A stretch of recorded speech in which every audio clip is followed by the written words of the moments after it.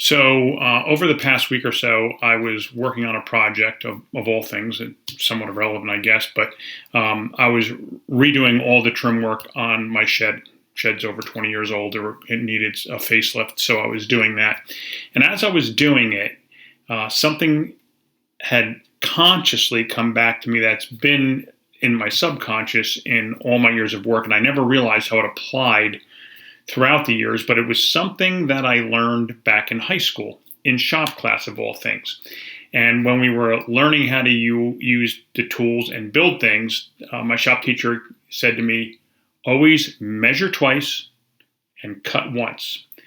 In other words, do the upfront work first and correctly, ensure it's correct, and then you only have to do the important part, which is the cutting, one time. You're not going to waste materials.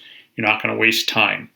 I never realized how important that term was and how it wasn't really necessarily about the measuring twice and cutting once. Now, for being in shop class or working with wood, it is. You measure twice, make sure the measurement's exact, and you cut once. But it held true throughout my entire career.